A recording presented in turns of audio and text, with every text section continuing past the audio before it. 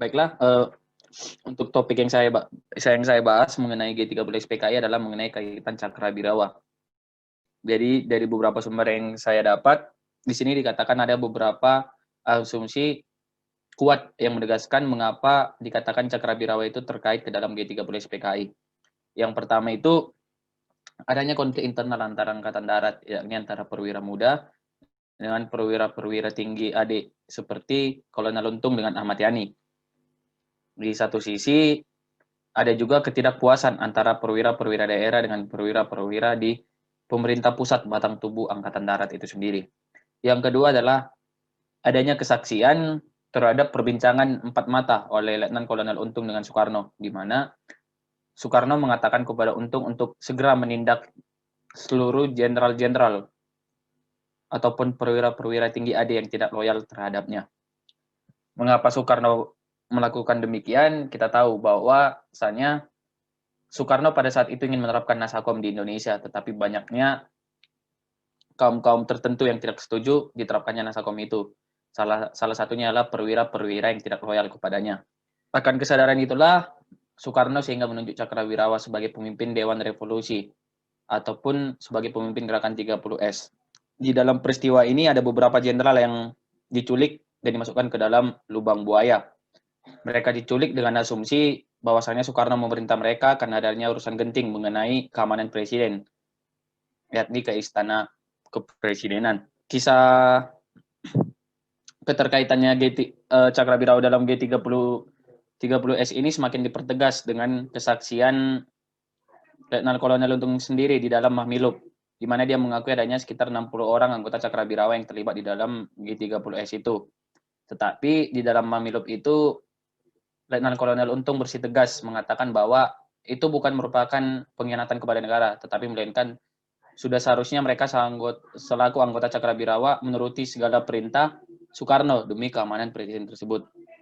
Oleh karena itu, Soeharto mengambil alih pimpinan RSKAD dan membasmi semua seluruh anggota Cakrabirawa yang pernah terlibat di dalam G30 SPKI. Selain itu, mereka juga memberikan cap ekstapol kepada seluruh masyarakat yang terlibat di dalam organisasi PKI, baik itu yang mengetahui atau tidak mengetahui G30S, baik itu yang terlibat maupun tidak terlibat. Dari peristiwa ini dapat saya katakan bahwasanya di dalam peristiwa Cakrabirawa ini ataupun keterlibatan Cakrabirawa ini sangat jelas di dalam masa pemerintahan Soekarno. Yang terpenting adalah bagaimana sikap loyal suatu kaum elit pada masa itu terhadap Soekarno. Jika tidak loyal, maka dia akan disingkirkan dengan berbagai cara oleh Soekarno. Kenapa? Karena Soekarno menganggap bahwa mereka-mereka yang tidak loyal akan mengganggu penerapan Nasakom di Indonesia. Mungkin itu saja dari saya. Sekian dan terima kasih. Oke, baiklah. Di sini saya akan melanjutkan hal-hal yang sudah disampaikan oleh teman saya tadi berkaitan dengan peristiwa G30 SPKI. Yang mana dalam hal ini ada beberapa hal yang akan saya sampaikan berkaitan dengan peristiwa G30S sesuai dengan literatur yang sudah saya baca. Bahwa kalau misalnya terkait dengan gerakan 30 September dalam perspektif Presiden Soekarno, yaitu Soekarno tidak menuduh G30S itu sebagai jahat, khianat, atau kontra-revolusioner. Namun, Soekarno cemas kalau peristiwa itu menimbulkan perang saudara yang tidak terkendalikan antara kekuatan sayap kanan dan sayap kiri di kalangan militer. Selain itu, Presiden Soekarno meminta agar tokoh bernama Suparjo menghentikan G30S, sementara ia akan berusaha menemukan pemecahan secara politis. Di dalam hal ini yang ingin saya sampaikan adalah berkaitan juga dengan keganjilan atau kejanggalan yang terjadi dalam peristiwa berdarah 1965. Setidaknya dalam hal ini ada empat pendekatan yang mungkin bisa menguraikan hal-hal yang sifatnya ganjal itu sendiri. Pertama, bahwa G30S ini sebagai usaha kudeta dari PKI. Dalam memoarnya, Soeharto menyatakan sudah menduga PKI mendalangi G30S ketika mendengar pengumuman radio yang pertama pada pagi hari 1 Oktober 1965. Terus yang kedua adalah G30S ini sebagai pemberontakan perwira muda. Karena G30S ini merupakan operasi militer yang melibatkan sangat sedikit sekali orang sipil, di sini ada yang berpendapat yaitu sarjana bernama Anderson dan McPhee yang meyakini bahwa gerakan ini pasti timbul dari dalam tubuh militer itu sendiri. Selain itu, Anderson dan McPhee juga memandang bahwa G30S sebagai semacam pemberontakan dalam Angkatan Darat yang dilancarkan pada perwira muda Jawa Tengah yang merasa jijik terhadap gaya hidup dekaden dan orientasi politik pro-barat dari jenderal di SUAD di Jakarta. Terus yang ketiga adalah pendekatan dari seorang sarjana bernama Harold Crouch, yang mana di sini G30S sebagai persekutuan antara perwira Angkatan Darat dengan PKI. Bahwasanya Crouch memandang kalau kekukuhan Angkatan Darat menyatakan bahwa PKI adalah dalang itu tidak dapat dibuktikan secara nyata. Di sini dia memandang bahwasanya para perwira yang terlibat dalam G30S sebagai sekutu-sekutu PKI dan bukan sebagai budaknya. Dan yang keempat adalah G30S sebagai konspirasi PKI. Di sini kiranya dalam hal ini ada sarjana lain yang berpendapat mengenai hal ini, yaitu bernama Wertham, yang juga benar dalam satu hal, yaitu Soeharto mengenal dekat baik itu Latif maupun Untung. Rezim Soeharto ini tidak pernah menghendaki masyarakat Indonesia mengkaji peristiwa awal Oktober 1965 dengan kepala dingin dan rasional.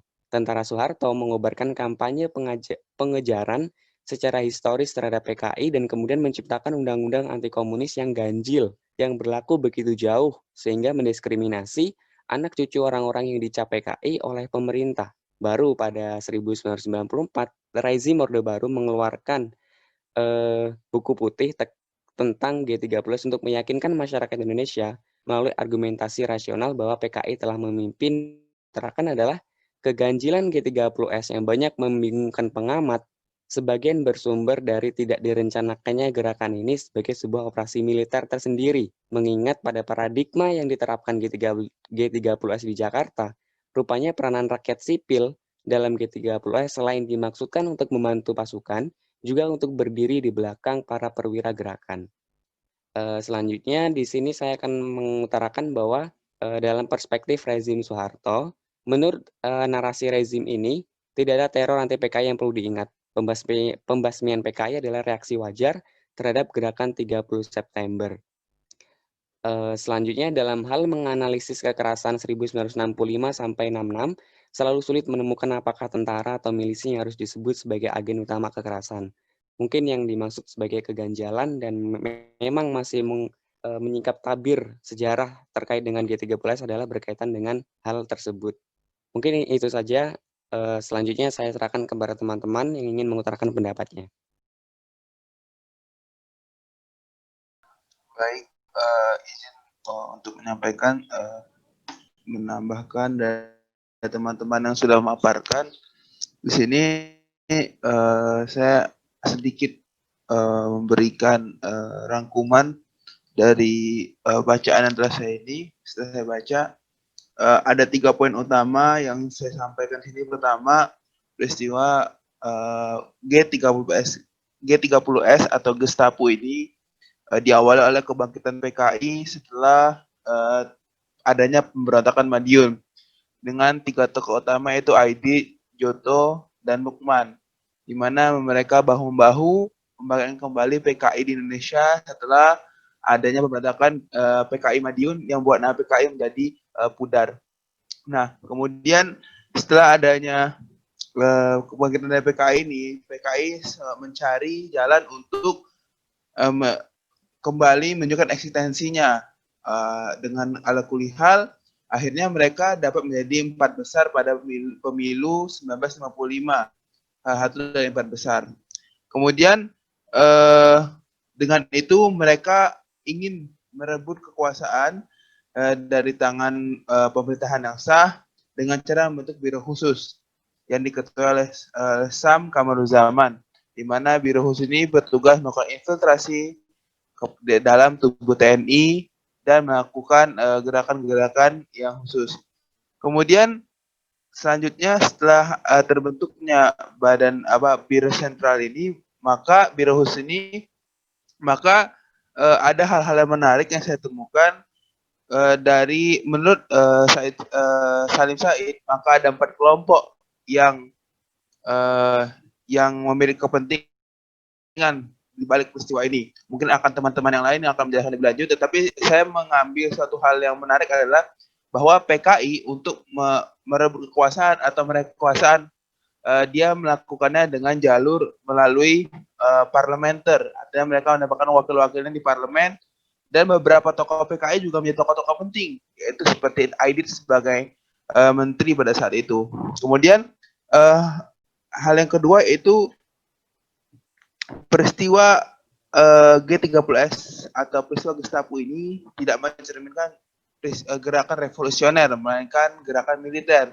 Seperti yang dikatakan Salim Said, ini erat kaitan dengan tradisi mendaulat dan pendaulatan pada militer dengan cara menculik.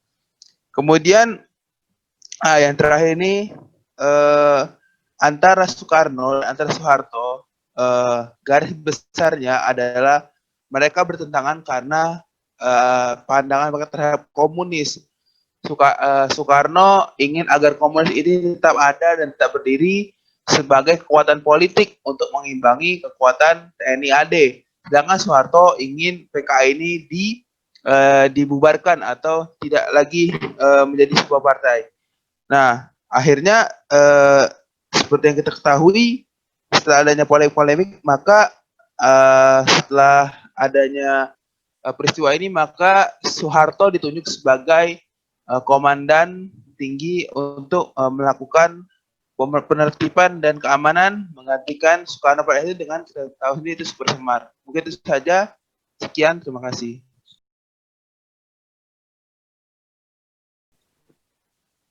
Baik, dari rangkuman yang telah saya buat yang berjudul Kisah di balik Gestapo dan perpindahan kekuasaan ini, dapat saya tarik kesimpulan dalam secara sederhana bisa dikatakan bahwa di sekitar terjadinya Gestapo terdapat paling sedikit ada 4 kelompok dengan kepentingan masing-masing terhadap kekuasaan dan kelanjutan politik di Indonesia. Yang pertama itu tentu saja Presiden Soekarno. Presiden pertama Indonesia itu berkuasa dan bertahan pada singgasananya, terutama sejak Indonesia memberlakukan kembali Undang-Undang 45 pada tahun 1959. Selama konflik antara kekuatan komunis dan anti-komunis bisa dikelolanya dengan baik, pengelolaan konflik itu ditopang oleh ideologi yang dipopulerkan Soekarno sebagai Nasakom. Yang kedua itu ialah kelompok Partai Komunis Indonesia, yang pada puncak masa Perang Dingin itu terus-menerus dikejar ketakutan terhadap Angkatan Darat, terutama sejak berita sakitnya Soekarno mulai tersiar pada awal Agustus 1965. Kalau terjadi sesuatu dengan pemimpin besar revolusi itu, PKI terpaksa harus menghadapi sendiri Angkatan Darat tanpa perlindungan siapapun. Orang-orang komunis itu tahu meski mempunyai banyak pengikut, mereka tidak bisa melawan Angkatan Darat, terutama selama Angkatan Darat masih dipimpin oleh jenderal-jenderal anti-komunis. Selanjutnya itu kelompok ketiga.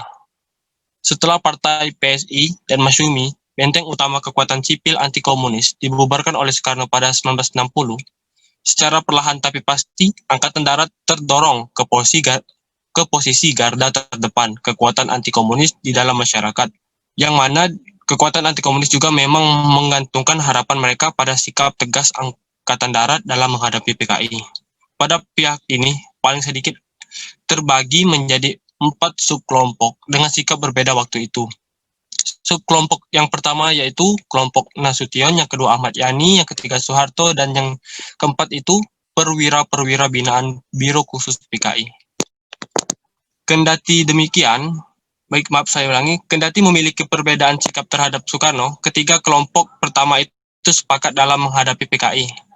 Mereka semua anti-komunis terhadap Soekarno. Subkelompok Nasution menganut garis yang lebih keras, sedangkan pihak Yani mencoba merangkul sang pemimpin besar revolusi dengan alasan dan harapan agar tidak terlalu dekat dengan PKI. Sementara Soeharto yang berdiri di sudut dengan perasaan yang diremehkan oleh kelompok Yani yang berkuasa pada saat itu. Dan yang terakhir itu kelompok keempat adalah pihak asing dengan kepentingan masing-masing, dalam hal ini Amerika, yang kewalahan di Vietnam dan terus dihantui oleh teori domino. Tentu saja tidak ingin melihat Soekarno lebih lama menjadi pelindung PKI yang tumbuh makin subur dalam alam Nasakom. Sementara itu, Inggris yang terpaksa menghabiskan dana dan daya mendukung dan melindungi Malaysia yang terus-menerus diganyang oleh Soekarno atau dalam hal ini dikonfrontasi. Tentu juga ingin segera mengakhiri ketegangan politik, bahkan bentrokan bersenjata yang sudah sering terjadi di perbatasan Kalimantan Utara. Jadi, masuk akal kalau CIA dan MI6, masing-masing Intel Amerika dan Inggris berusaha dan memanfaatkan segala kesempatan untuk secepatnya mengakhiri kekuasaan Soekarno. Termasuk kelompok keempat ini adalah Dinas Rahasia Uni Soviet dan Cina. Baiklah, saya akan melanjutkan. Baiklah, saya akan melanjutkan paparan mengenai G30 SPKI dari teman saya, yaitu bab pertama, buku putih tentang gerakan 30 September 1965. Antara lain menyatakan sebagai berikut. Aksi G30 SPKI, Gerakan 30 September atau Partai Komunis Indonesia, dapat dibagi ke dalam tiga fase. Pertama, aksi subversif untuk melakukan infiltrasi ke dalam organisasi lain dan melemahkan kesetiaan rakyat kepada pemerintah, yang terjadi mulai dari tahun 1954 hingga 1965. Kedua, upaya kudeta untuk menjatuhkan pemerintah yang terjadi dari bulan Juli hingga Oktober 1965. Dan akhirnya, pemberontakan bersenjata menentang pemerintah Indonesia yang sah, yang berlangsung dari tahun 1966 hingga 1968. Setelah Perang Dunia II berakhir dan Indonesia memproklamasikan kemerdekaannya, terjadilah era Perang Dingin antara blok Barat kapitalis dan blok Timur sosialis, yang berlanjut dengan kadar yang berbeda-beda sesuai dengan perkembangan situasinya. Ketika pasukan sekutu masuk dengan alasan untuk melucuti tentara Jepang yang menyerah setelah Indonesia memproklamirkan kemerdekaannya pada tanggal 17 Agustus 1945, Belanda juga ikut membonceng masuk baik militernya maupun ahli-ahli politik kolonialis. Setelah Soeharto menjadi Panglima Kostrad dengan pangkat Majen, terjadilah G30S sesuai agenda waktu dari Van der Plas Connection. Dari peristiwa G30S tersebut terlihat jelas adanya jalur-jalur konspirasi kaum eks-kolonialis yang sampai kini masih meranjut dengan jalur-jalurnya dalam sistem kekuasaan negara Indonesia. Pada tahun 1960, Soekarno mulai menggunakan slogan baru untuk ajaran dan pendiriannya tentang persatuan antara nasionalisme, Islamisme, dan Marxisme dalam satu kata yaitu Nasakom. Kependekan dari sebutan nasional, agama, dan komunis.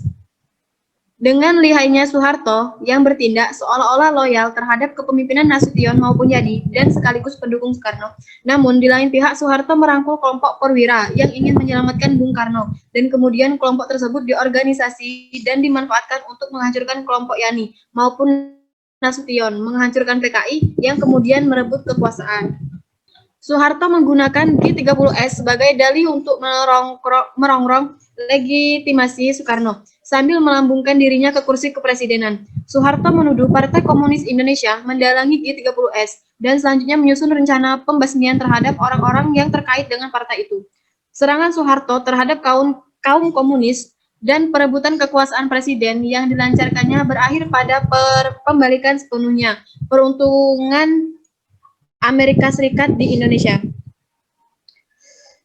Jatuhnya Soeharto pada bulan Mei 1998 telah membuka kesempatan bagi munculnya isu rekonsiliasi nasional dengan para korban tragedi nasional 1965 sampai 1966 dan diikuti oleh bermunculnya berbagai versi tentang peristiwa 30 September 1965.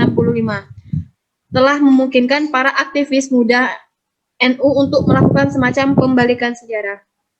Baiklah, mungkin hanya itu yang bisa saya sampaikan. Terima kasih. Saya silakan kepada teman-teman yang ingin melanjutkan.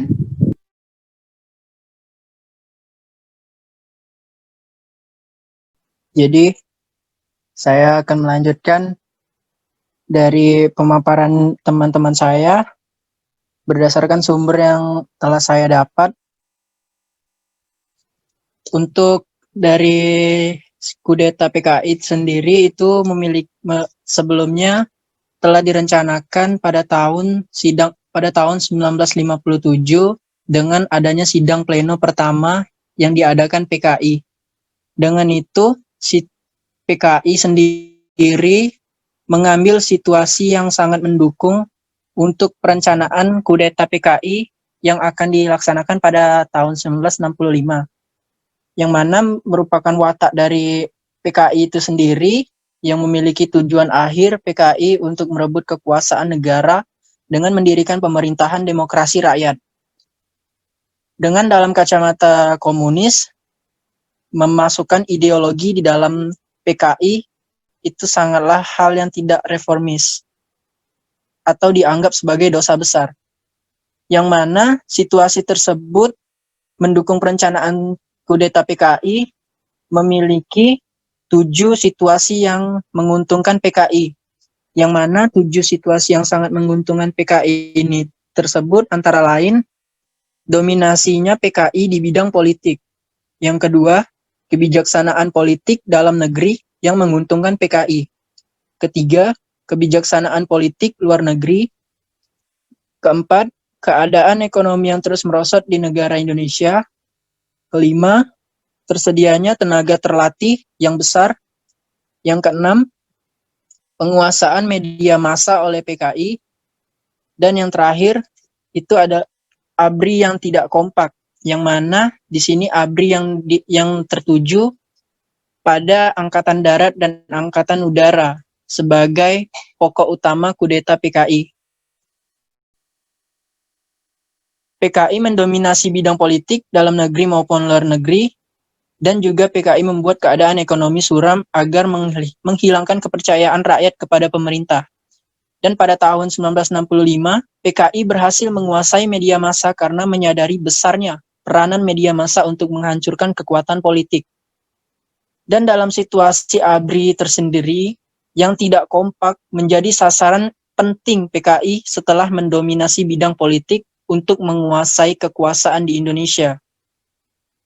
Pada sidang terakhir yang dipimpin oleh DN Aidit, yang mana DN Aidit menanyakan kepada peserta sidang dengan perkataan perwira-perwira yang berpikiran maju, apakah itu dapat mendahului?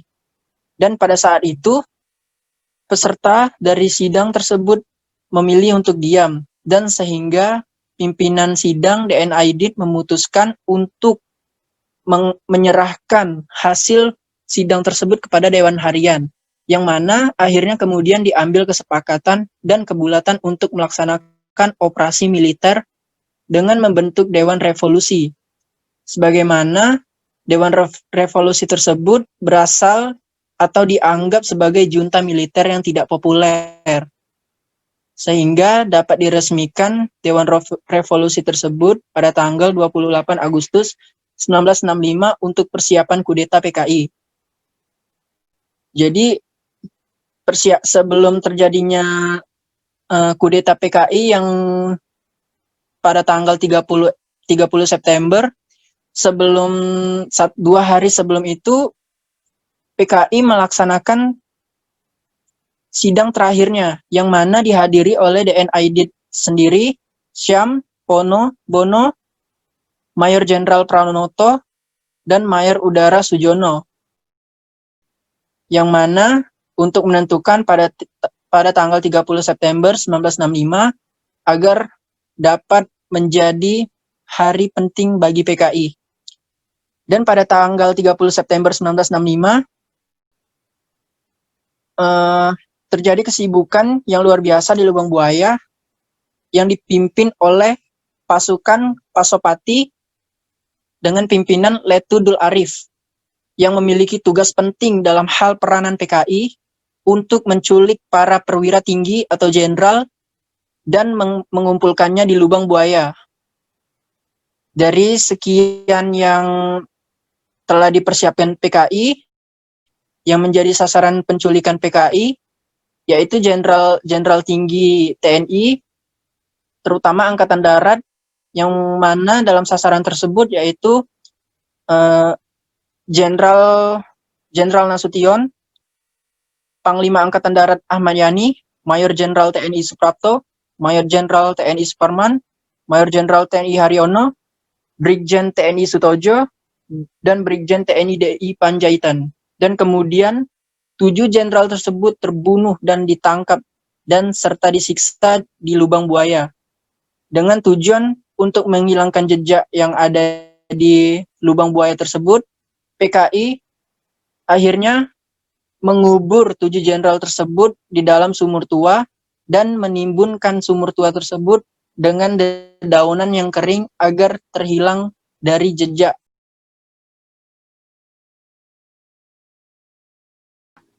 Baiklah, kali ini saya akan memaparkan rangkuman saya terkait peristiwa G30 SPKI, yang mana saya mencatat 6 poin yang akan saya sampaikan. Yang pertama adalah mengenai isu Angkatan Kelima dan penemuan dokumen Gilchrist.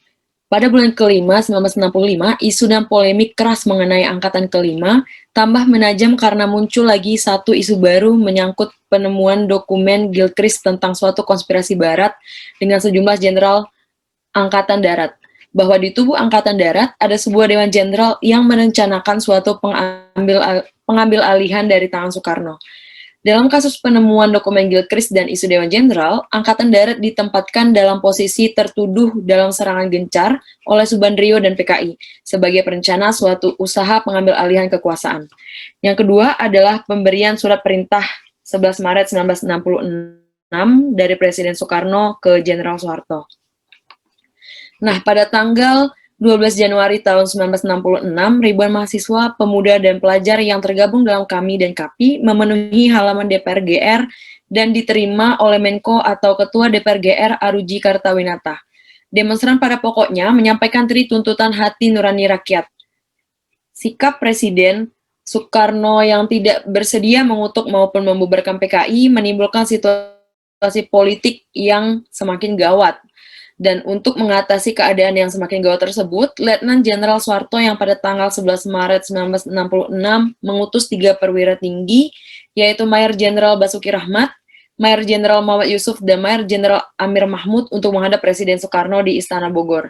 Pesan Soeharto ialah sekiranya Presiden Soekarno masih mempercayai Jenderal Soeharto, maka ia sanggup mengatasi keadaan asalkan mendapat surat perintah dari Presiden atau Panglima Tertinggi ABRI. Akhirnya, Presiden Soekarno memberikan surat perintah tertanggal 11 Maret 1966 yang dikenal sebagai Super Semar. Keputusan membubarkan PKI oleh Jenderal Soeharto selaku pengemban surat perintah 11 Maret 1966 dalam situasi ketika itu adalah sebuah keputusan yang berani dan benar dari sudut konstitusi, hukum, politik, keamanan, serta perikemanusiaan. Meski di sisi lain, Presiden Soekarno menafsirkan Super Semar tersebut hanya untuk bidang teknis keamanan saja. Poin keempat adalah pemakzulan Presiden Soekarno dari jabatan Presiden. Nah, Presiden Soekarno mengalami pemakzulan dari jabatan Presiden atau mandataris MPRS lewat proses sidang MPRS setelah pidato pertanggungjawabannya yang diberi nama Nawaksara dan pelengkap Nawaksara ditolak oleh MPRS. Dalam perkembangan politik selanjutnya, sidang umum keempat MPRS mengusulkan kepada pimpinan MPRS memanggil sidang istimewa MPRS untuk memberhentikan Presiden Soekarno dari jabatannya sebagai Presiden Republik Indonesia.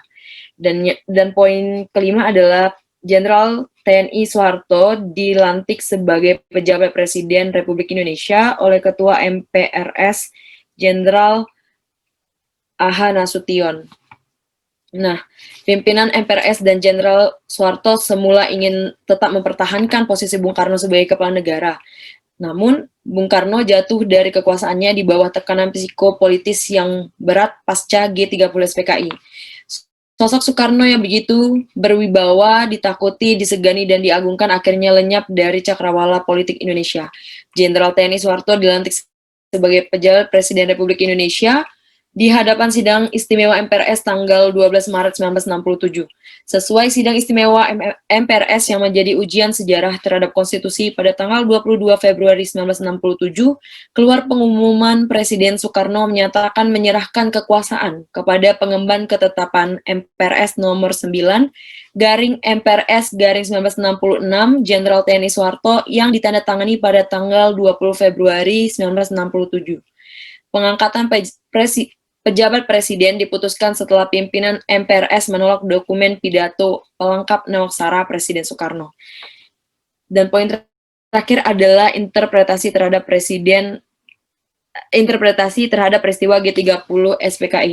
Interpretasi terhadap peristiwa G30 SPKI ini terdapat 4 versi. Yang pertama adalah dari versi para akademisi dari Universitas Cornell Amerika Serikat. Menurut versi ini, peristiwa G30 SPKI jelas merupakan masalah intern dalam tubuh AD, khususnya kelompok militer yang berasal dari divisi Diponegoro, Jawa Tengah. Versi kedua dari seorang sejarawan barat, Anthony C.A., yang menyatakan bahwa tidak menutup kemungkinan dalang utama dari peristiwa G30 SPKI itu adalah Presiden Soekarno sendiri. Versi ketiga dari seorang sosiolog dan sejarawan Belanda, Wertheim, yang menyatakan bahwa dalang dari peristiwa G30 SPKI itu adalah Jenderal Soeharto. Dan yang keempat adalah dari seorang mantan pejabat intelijen Amerika Serikat, Peter Delscott, yang menyatakan bahwa peristiwa G30 SPKI yang pada gilirannya menjatuhkan Presiden Soekarno itu didalangi oleh CIA. Mungkin itu saja yang dapat saya sampaikan.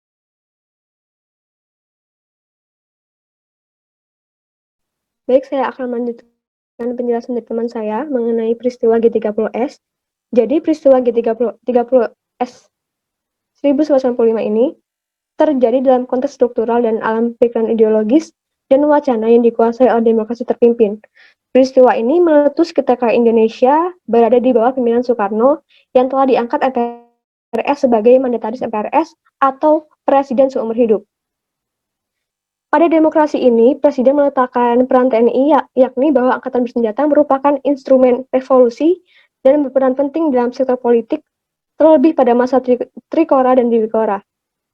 Pada demokrasi ini juga, PKI mendapat kesempatan yang berkembang dan meletakkan sayapnya. Pada demokrasi ini terjadi konflik antara AD dan PKI, di mana PKI mencoba kekuatannya menghadapi kekuatan TNI AD dengan melancarkan kritik dan tuduhan keras bahwa TNI AD itu tidak bersungguh-sungguh dalam menumpas pemberontakan PRRI atau Permesta. Menanggapi hal ini, kemudian pimpinan TNI AD menyarankan kepada Presiden Soekarno agar tidak terlalu mempercayai keloyalan PKI mengingat peristiwa di masa lalu. Namun, menanggapi hal ini, Presiden tidak mengindahkan apa yang disarankan oleh pimpinan TNI AD. Malahan, Presiden kemudian beranggapan kita itu tidak boleh bersikap hobi pada PKI. Pada demokrasi ini juga, Presiden memiliki keinginan besar untuk mengikut sertakan PKI dalam kekuasaan pemerintahan. Buktinya adalah Presiden itu mengangkat PKI sebagai pejabat tinggi negara dan kedudukan setingkat menteri ketika melantik menteri-menteri Kabinet Kerja 3, di mana Aidit dan Lukman masing-masing dilantik menjadi wakil ketua MPRS dan wakil ketua DPR GR dan kedudukan sebagai menteri. Kemudian terdapat teori tentang asal-usul G30S 1965. Yang pertama ada sebuah klik angkatan darat, yang kedua adanya konspirasi Inggris Amerika, yang ketiga ada PKI, yang keempat ada Soekarno, yang kelima tidak ada pelaku tunggal. Isu PKI, perencanaan G30S ini bermula dengan adanya isu Gestapo yang disampaikan oleh Dipa Nusantara Aidit kepada sidang pleno keempat CCPKI pada tanggal 11 Mei 1965. Kemudian pada tahun ini juga, Aidit meluncurkan Dewan Jenderal yang dituduh merencanakan kudeta terhadap Presiden, di mana yang dianggap anggota Dewan Jenderal adalah diantaranya Ahmad Yani, Suprapto, Suhendro, dan S. Parman. Sedangkan 3 orang lainnya dianggap tidak loyal kepada Presiden dan anti komunis yang sangat fanatik, diantaranya MT Haryono, Sutoyo, dan DI Panjaitan. Kemudian pada tanggal 4 Agustus itu tersiar kabar bahwa Presiden sakit keras. Hal inilah yang kemudian semakin mendorong Aidit untuk membuat rencana untuk melakukan pukulan langsung menantang AD yang akan dipayungi oleh Presiden dan dilaksanakan oleh Untung serta perwira progresif revolusioner lainnya. PKI meredusir kedudukan Presiden menjadi tidak lebih dari tokoh simbolik yang mewakili negara dan memisahkan jabatan kepala negara dan Perdana Menteri. Akibatnya, Presiden hanya sebagai kepala negara saja, tidak lagi sebagai kepala pemerintahan. Rencana PKI apabila berhasil melaksanakan Presiden Soekarno, yakni ia ingin menunjuk Omar Dhani sebagai Presiden, kemudian Aidit ditunjuk sebagai Perdana Menteri. Strategi PKI dalam merebut kekuasaan adalah dengan berteman dekat dengan presiden. Namun setelah memegang dalih pemerintahan, presiden harus disingkirkan. Pelaksanaan PKI ini bermula pada tanggal 10 Oktober di mana 7 skuadron tentara meninggalkan Pondok Gede dan menculik para jenderal. Peristiwa ini kemudian berubah menjadi sukses yang sangat cepat di mana 7 jenderal Jenderal Nasution terluka parah. Namun Jenderal Nasution itu berhasil lolos, namun putrinya terluka parah dan kemudian meninggal. Jenderal Yani terbunuh di rumahnya, Jenderal Panjaitan terbunuh juga, sedangkan Jenderal Parman, Suprapto, Sutoyo bisa dibawa hidup-hidup di lubang yang kemudian dibawa ke lubang buaya. Pasca peristiwa G30S ini terjadi demonstrasi di mana di antaranya itu oleh mahasiswa dan organisasi Islam. Mereka menganggap bahwa PKI dan anak organisasinya sebagai otak dari pelaku usaha cop dan pembunuhan para jenderal. Menanggapi hal ini kemudian Presiden Soekarno mengeluarkan surat perintah 11 Maret kepada Soeharto, di mana Soeharto diminta untuk mengambil tindakan untuk pengembalian keamanan agar tidak semakin banyak korban.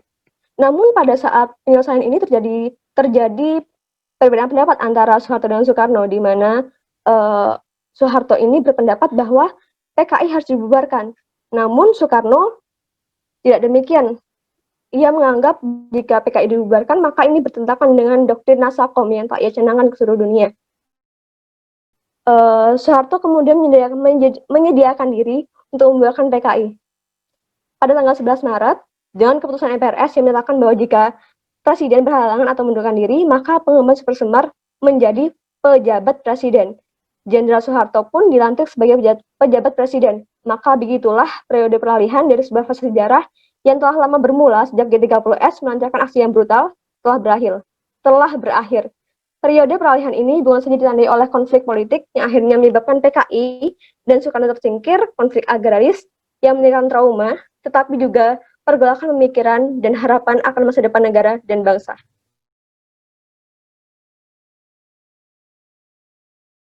Baiklah, di sini saya akan melanjutkan kesimpulan dari kawan-kawan saya di mana dalam buku yang saya baca mengenai Sarwo Edi dan Tragedi 1965. Kisah ini bermulai pada tanggal 1 Oktober 1965 itu terdapat 6 jenderal dan 1 letnan angkatan darat itu diculik dari rumah mereka dan tewas kemudian dibunuh di dalam sumur atau disebut dengan lubang buaya. Kemudian dari sinilah muncul seorang sosok yang bernama Kolonel Sarwo Edi Wibowo, di mana peran itu sangat penting dalam tragedi 1965. Wibowo tersebut memiliki peran yang penting sebab beliau yang membebaskan RRI dari PKI, kemudian mengamankan Pau Halim Perdana Kusuma yang menjadi markas G30S dan menemukan jasad-jasad korban G30S yang dikuburkan di sumur mati atau di sumur lubang buaya. Kemudian untuk menangkal Partai Komunis Indonesia yang kuat, kemudian Baret Merah atau Angkatan Darat melancarkan pembunuhan ratusan ribu manusia, pria dan wanita, serta anak-anak. Begitu pula banyak sekali mayat yang dilemparkan masuk ke dalam sungai-sungai. Akhirnya sungai tersebut merah oleh darah. Dalam taktik perang syaraf klasik, mayat-mayat yang telanjang juga mengabdi untuk peringatan bagi para penduduk desa-desa di hilir sungai. Kemudian daripada itu, pada tanggal 31 Desember 1959, kemudian itu pemerintah itu mengeluarkan Penpres nomor 7 tahun 1959 mengenai syarat-syarat dan penyerahan Partai Nasution yang berpendapat bahwasanya konsep semula ditentukannya bahwasanya partai-partai memberontak dibubarkan. Dengan itu, terkenalah bukan sejarah partisipasi yang tokoh-tokoh yang terlibat dalam PRRI, melainkan juga PKI. Karena itu, Nasution mendukungnya. Kemudian, menurut Penpres itu akan ditentukannya apabila sebuah partai memiliki hak hidup berorganisasi atau dibekukan, tak terkecuali PKI. Kemudian Presiden Soekarno membentuk suatu tim penguji yang terdiri dari Mendagri Ipti Gandana, Menteri Pembina Jiwa Revolusi Dr. Ruslan Abdul Ghani, dan Menteri Keamanan Nasional KSAD AH Nasution. kedua anggota lainnya menolak untuk menguji PKI dan mereka mempercayai kepada Nasution. G30S menyatakan aksi-aksi mereka melawan para jenderal untuk menjamin keselamatan Presiden Soekarno. Tetapi persetujuan Soekarno terhadap aksi-aksi tersebut menjadi masalah dalam rencana itu. Rupanya mereka bermaksud menahan 7 jenderal itu kemudian melaporkannya kepada Soekarno dengan harapan ia akan menyatakan terima kasihnya. Dengan demikian, gerakan tersebut dapat diterima dalam lingkungan Angkatan Darat sendiri dan daerah-daerah luar Jakarta. Dengan perlindungan Soekarno, kepemimpinan Angkatan Darat akan terpaksa menerima kenyataan karena tidak punya pilihan lain. Tetapi Soekarno tidak memberikan persetujuannya. Mungkin karena lolosnya Jenderal A.H. Nasution. Gerakan itu telah gagal karena Menteri Pertahanan A.H. Nasution tentu akan memberikan perlawanan terhadap gerakan tersebut. Selain itu, berita terbunyi beberapa jenderal Angkatan Darat telah menempatkan peristiwa itu dalam perspektif yang sama sekali baru. Kemudian, 2 komandan tertinggi Angkatan Darat, yaitu Jen A.H. Nasution dan Letjen Ahmad Yani sangat anti-komunis dan senantiasa bersiasat untuk menghambat pertumbuhan PKI. Selama bertahun-tahun, mereka mendoktrinisasi korps dan perwira anti-komunis dan memastikan Angkatan Darat berfungsi sebagai patron pelindung politisi sipil yang menentang PKI. Pada awal tahun 1960-an, masyarakat sipil non-komunis masih teramat ketakutan dan membenci. Akan tetapi radikal yang diperlihatkan oleh PKI terhadap kepentingan mereka di bidang sosial, ekonomi, maupun politik. Mereka berharap kepada Angkatan Darat yang bagi mereka kurang menakutkan ketimbang PKI yang perlindungannya sepenuhnya sudah menjadi pengetahuan komando tertinggi Angkatan Darat dan tidak akan membiarkan PKI tersebut merebut kekuasaan negara. Kemudian itu, pada malam hari, pada tanggal 30 September 1965, aktivitas utama dari kelompok kudeta itu berkumpul di Pauh Halim Perdana Kusuma di pinggir Jakarta. Mereka antara lain terdiri dari perwira Angkatan Darat seperti Komandan Batalion Cakrabirawa, kemudian Letnan Untung, dan Pangopor II, Kostrat di Kalimantan Brigjen Suparjo, dan Komandan Brigtif 1. Kemudian yang dari perwira Angkatan Udara seperti Asisten Direktur Intelijen Letkol Heru Atmojo, Komandan Pertahanan Darat Pauh Halim Perdana Kusuma, Mai Sujono dan Mai Gatot Sukrisno, kelompok pemuda di Pauh Halim Perdana Kusuma untuk menjadi angkatan kelima.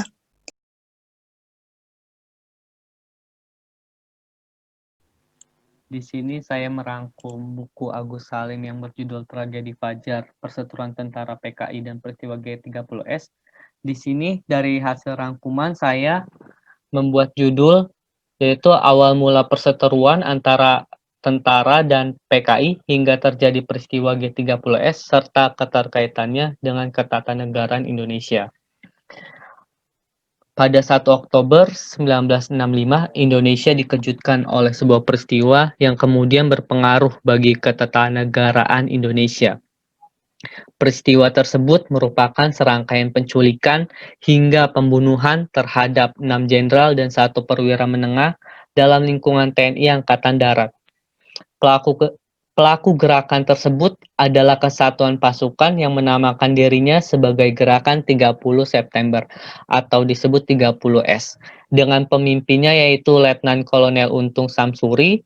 Dalam versi lain, peristiwa tersebut didalangi oleh Partai Komunis Indonesia atau PKI sehingga dalam penyebutan peristiwa ini disebut sebagai peristiwa G30S _ PKI.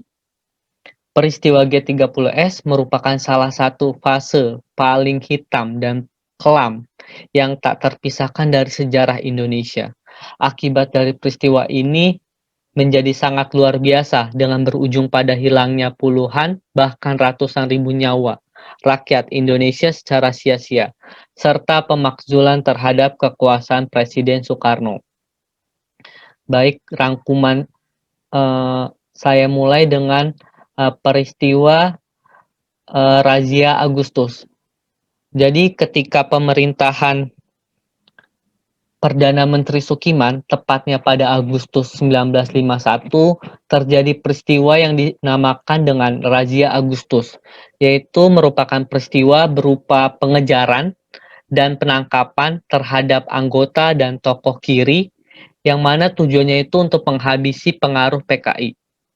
Hal tersebut dilakukan sebagai salah satu cara untuk dapat mengesahkan undang-undang perburuhan tanpa mendapat hambatan berarti dari serikat pekerja yang terpengaruh oleh PKI.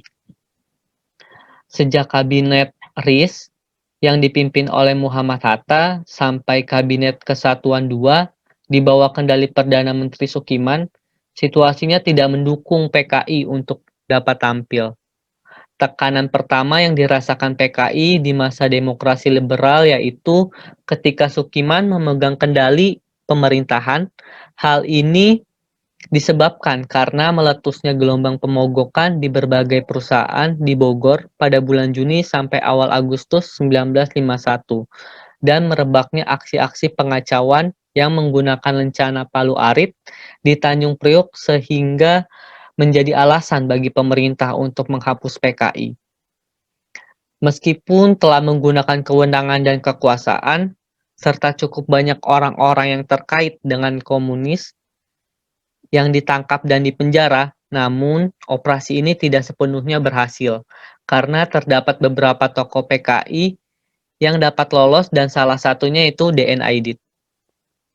Selanjutnya, Presiden Soekarno berniat untuk membentuk Kabinet Nasakom yang merupakan kepanjangan dari nasionalis, agama komunis, dan membentuk Dewan Nasional yang merupakan badan penasihat tingkat tinggi yang keanggotaannya berupa kelompok golongan fungsional atau karya, buruh, tani, pengusaha nasional, dan sebagainya. Tetapi keinginan Presiden Soekarno ini mendapat pertentangan dari berbagai partai besar dan angkatan darat. Kalangan nasionalis yang basis masanya sebagian besar yang merupakan partai besar dan angkatan darat dari yang sebagian besar basis masanya merupakan kelas priai mengatakan sulit mengkompromikan identitas mereka dengan semangat kebersamaan. Sedangkan dari kalangan agama mengatakan sulit untuk bisa bersama terkait dengan paham ateisme. Keinginan Presiden Soekarno untuk membentuk kabinet yang melibatkan semua partai besar termasuk PKI di dalamnya dan pembentukan Dewan Nasional telah diungkapkan sejak 2 tahun sebelum pemberlakuan UUD 1945 pada Februari 1957. Berbagai tanggapan muncul, salah satunya itu dari kalangan pimpinan AD yang merasa skeptis, di mana Jenderal Nasution berusaha melakukan penghambatan terhadap pengaruh komunis. Muncul juga keengganan dari kalangan partai-partai besar untuk menerima hal tersebut. Sedangkan PKI menjadi kelompok yang paling bersemangat dalam mendukung konsep tersebut. Meskipun Presiden menginginkan golongan komunis mendapatkan posisi seperti halnya golongan-golongan lain, namun keinginan tersebut harus gagal terwujud. Selanjutnya di peristiwa Madiun pada bulan September 1948, Front Demokrasi Rakyat FDR yang terdiri dari PKI, Partai Buruh Indonesia, SOPSI, Partai Sosialis, Pemuda Sosialis Indonesia, BTI, dan Laskar Rakyat dituding melakukan pemberontakan terhadap pemerintah karena melakukan pemberontakan dengan cara mendirikan pemerintahan Soviet Indonesia di Madiun. Oleh karena itu, pemerintah Hatta dengan didukung oleh Kesatuan Siliwangi dan kalangan pro-pemerintah menumpas FDR sehingga membuat kekuatan kaum kiri tercerai-berai. Hal tersebut mengakibatkan lahirnya permusuhan menahun antara kaum kiri dengan representasi PKI dan Angkatan Darat. Bagi pihak AD, terutama jajaran sebagian besar perwiranya, perasaan anti komunis ini menjadi bagian yang selalu melekat dalam dirinya. Munculnya peristiwa Madiun memberikan peringatan bahwa kaum komunis adalah musuh utama dan sebisa mungkin akan selalu menunjukkan permusuhannya kepada pihak komunis. Sebaliknya, bagi kaum komunis, peristiwa Madiun ini memberikan luka yang mendalam sehingga dalam segala hal selalu berseberangan dan bermusuhan dengan sebagian besar perwira Angkatan Darat. Jadi dapat dikatakan bahwa peristiwa Madiun ini adalah salah satu awal di mana perseteruan menahun antara tentara dan PKI. Selanjutnya, peristiwa Presiden Soekarno jatuh sakit, jadi perbincangan mengenai masalah kesehatan Presiden Soekarno dalam paruh pertama tahun 1960-an menjadi pembicaraan masyarakat dan mengemuka pada 1964, serta semakin intens ketika memasuki tahun 1965. Hal-hal negatif yang berkaitan dengan kesehatan Presiden menimbulkan kekhawatiran dan ancaman karena dimungkinkan munculnya ketidakpastian politik. Pada 4 Agustus 1965, Presiden Soekarno mengalami muntah dan pingsan saat sedang menerima delegasi. Setelah kejadian ini diberitakan Presiden mengalami sakit parah. Oleh karena itu, Subandrio melakukan pemanggilan melalui Kedutaan Besar RI di Moskow dan Peking yang meminta agar Ketua PKI Den Aidit dan Nyoto segera pulang dari lawatannya. Pada 6 Agustus 1965, Den Aidit datang membawa tim dokter dari Cina dan bersamaan dengan kedatangan Menteri Luar Negeri Cina yaitu Chen Yi. Dengan sakitnya Presiden serta kemungkinan akan munculnya ketidakpastian politik, maka PKI dimungkinkan melakukan berbagai langkah antisipasi untuk menghadapinya. Bahkan ada yang menyebutkan kalau PKI berencana untuk melakukan percepatan untuk melakukan perebutan kekuasaan untuk mendahului kemungkinan yang sama dari lawan utamanya yaitu Angkatan Darat. Jadi di sini ada keterkaitan juga dengan peristiwa ketatanegaraan, yaitu di sini itu sudah muncul benih-benih untuk melakukan kudeta dari PKI yang ingin mengambil langkah awal sebelum keduluan oleh lawan utamanya yaitu Angkatan Darat. Selanjutnya terjadi yang namanya gerakan 30 September, yaitu di tengah persiapan perayaan Hari ABRI tanggal 5 Oktober di Istana muncul rumor mengenai munculnya keinginan Presiden Soekarno untuk mengganti pimpinan AD. Diisukan niat penggantian itu dilakukan setelah Presiden mengadakan pertemuan dengan ketiga pejabat wakil Perdana Menteri, Menteri atau Panglima Angkatan Udara, Komandan Resimen Cakrabirawa, serta beberapa orang lainnya. Dalam pertemuan itu disampaikan laporan bahwa Dewan Jenderal benar diyakini keberadaannya dan dewan ini beranggotakan para jenderal yang tidak loyal dan mulai bersikap menentang presiden. Dalam rencananya, penggantian ini akan dilakukan pada 1 Oktober. Di internal Angkatan Darat mengalami keretakan sehingga memunculkan kelompok perwira progresif yang terdiri dari perwira menengah dan para prajurit bawahan. Hal ini terjadi karena keinginan untuk menentang beberapa jenderal yang bergaya hidup kebarat-baratan dan kelimpahan materi, sedangkan kebanyakan perwira menengah dan prajurit bawahan lainnya itu hidup dalam keadaan memprihatinkan. Pada bulan September 1965, di tempat yang bernama Lubang Buaya di kawasan Pondok Gede, Jakarta Timur, sedang berlangsung latihan perang yang diikuti oleh pemuda rakyat dan Gerwani. Latihan ini diikuti sekitar 2.500 orang dengan tujuan melatih para pemuda dalam rangka penyediaan tenaga sukarelawan dalam mendukung politik Dwikora. Mayor Suyono, seorang perwira menengah AURI, merupakan penanggung jawab latihan ini. Namun menjelang akhir bulan September, Nyoto, seorang anggota Biro Khusus PKI, memberitahu bahwa kegiatan bukan lagi seperti tujuan awal, yaitu bertujuan untuk berubah menjadi bertujuan untuk membantu para perwira progresif revolusioner guna mengamankan Presiden Soekarno dari ancaman kudeta Dewan Jenderal. Dalam rapat yang dilakukan perwira progresif dibahas pelaksanaan operasi itu, kemudian ditentukan nama-nama perwira tinggi yang tergabung dalam Dewan Jenderal yang akan menjadi target operasi tersebut. Setelah menerima briefing mengenai sasaran dan teknis pelaksanaan operasi, masing-masing pasukan bergerak meninggalkan Lubang Buaya pada pukul 3 dini hari pada tanggal 1 Oktober. Nah, selanjutnya adalah hari peristiwa di mana penculikan dan juga pembunuhan jenderal itu terjadi di masing-masing rumah jenderal tersebut.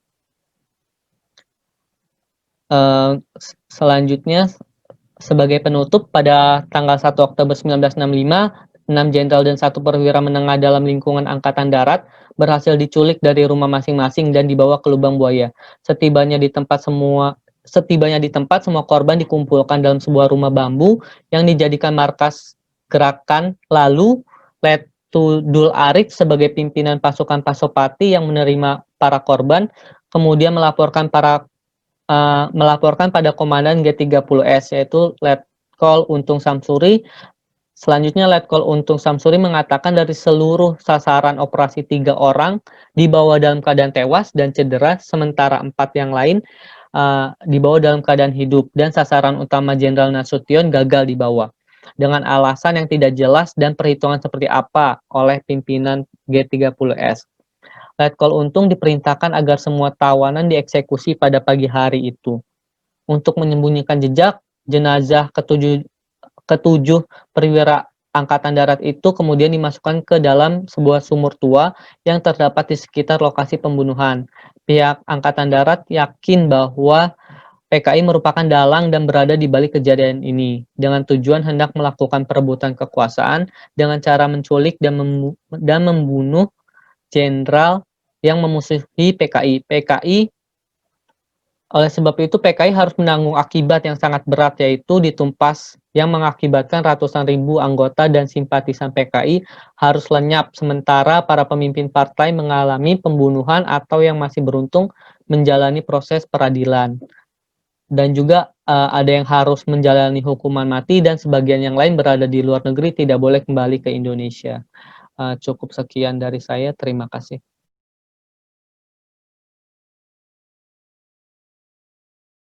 Karena misi utamanya hanya penculikan, ganjilan, garis besarnya itu yang kita sebutin masing-masing. Bisa sih. Nah, kan? Tuh, Mas,